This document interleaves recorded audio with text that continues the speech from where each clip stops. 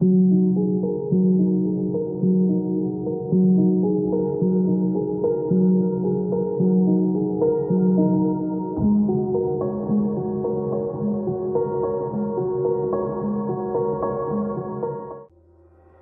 치 앞도 보이지 않는 심해, 칠흑 같은 어둠을 뚫고 수중 카메라가 수심 600m 부근에 도착했습니다. 그런데 수중 카메라에 포착된 생생한 영상이 생태학자들을 기겁하게 했는데요. 지구에 존재한다는 사실이 믿기지 않을 만큼 진기하고 기괴하게 생긴 생물들, 심지어 그 중에는 몸안이 훤히 비치는 투명 생물도 많았습니다. 이렇게 심해 투명 생물들은 인간의 상상을 초월하며 아주 독특한 방식으로 진화해 살아가고 있는데요. 지금까지 발견된 심해 투명 생물에는 어떤 게 있을까요? 빛도 들어오지 않는 깜깜한 심해에서 투명 생물들은 어떻게 생존할까요? 오늘 그 놀라운 비밀들을 모두 밝혀보겠습니다. 첫 번째, 배럴아이.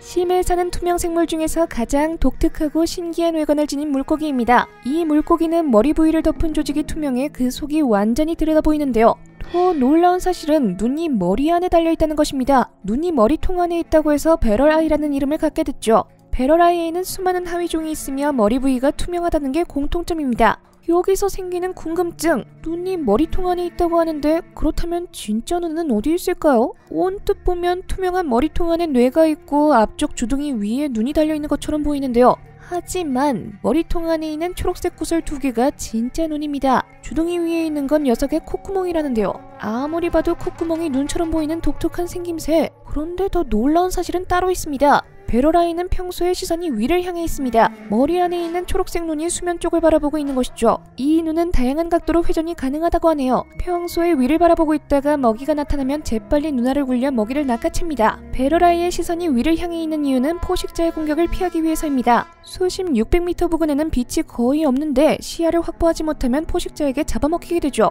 그래서 위를 바라보면서 아주 미세하게 들어오는 빛을 최대한 끌어모읍니다. 이렇게 시야를 확보하고 공격을 피하는 것인데요. 그만큼 배럴아이에게는 눈이 생명입니다. 이 눈을 보호해주는 게 바로 머리통이죠. 점차 진화를 거듭하면서 배럴아이의 눈은 머리통 안으로 들어가게 됐고 시야 확보를 위해 머리통 조직이 투명해진 것입니다. 배럴아이의 하위종 가운데 가장 유명한 종은 윈테리아 텔레스코파라는 녀석입니다. 이 녀석도 투명한 머리통 안에 눈이 달려있는데요. 정면에서 보면 마치 눈알 없는 귀신처럼 생겼다고 해서 유명해졌습니다. 정면을 바라보는 얼굴이 기괴하고 섬뜩하게 생겼다고 말하지만 사실 녀석은 위를 바라보고 있던 것입니다. 물고기 입장에서는 좀 억울할 수도 있겠네요. 두 번째, 살파. 이번에는 더 충격적인 투명 생물입니다. 몸의 일부분이 투명한 게 아니라 몸 전체가 투명한 젤리처럼 생겼는데요. 바로 살파입니다. 살파는 완전히 투명한 원통형 젤리 동물로 주로 심해에서 서식하지만 해수면에서도 종종 발견됩니다. 즉, 살파의 다양한 하위종들이 수심을 가리지 않고 서식하는 셈이죠. 투명한 젤리처럼 생겨서 해파리와 비슷할 것 같지만 오히려 척추동물에 더 가깝습니다. 심장과 아가미가 있으며 신경절도 상당히 발달한 생물입니다. 그래서 투명한 몸통 안으로 불투명한 내부 장기가 고스란히 보이는데요. 얼마 전에는 내장까지 완전히 투명한 살파가 발견돼 화제가 되기도 했습니다. 놀라운 점은 여기서 끝이 아닙니다. 살파는 스스로를 복제하는 능력을 지녔는데요. 심해에서 단독 생활을 하던 살파는 자기 자신을 수백 개로 복제해 사슬처럼 기다랗게 연결합니다. 이건 번식이 아닙니다. 생태학자들은 이걸 단독 복제 능력이라고 보고 있죠. 심지어 복제된 개체들은 서로 전기 신호를 주고받을 수 있다고 하네요. 학계에서는 살파의 생김새가 아니라 복제 능력에 더 관심을 두고 있습니다. 세 번째, 엽새우. 몸 전체가 투명하다고 해서 투명새우라고 불리는 엽새우는 그 종류만 해도 엄청나게 많은데요. 그 중에서도 가장 유명한 종은 시스티소마입니다.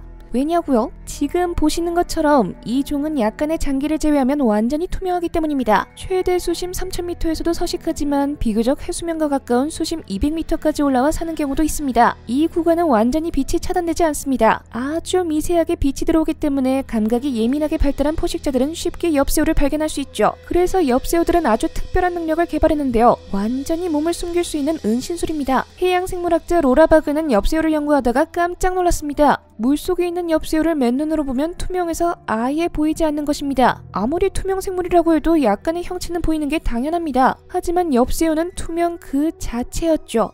그 이유를 밝혀내기 위해 전자현미경으로 엽새우의 몸통을 관찰한 결과 놀라운 사실이 드러났습니다. 엽새우의 몸통 전체가 나노 크기의 미세한 돌기로 뒤덮여 있었는데요. 수많은 돌기가 빛을 사방으로 굴절시키고 빛 반사를 약 100배 감소시켜 자신의 몸을 완전히 안 보이는 수준으로 만드는 겁니다. 이렇게 완벽한 클로킹 능력으로 포식자의 공격을 피할 수 있습니다.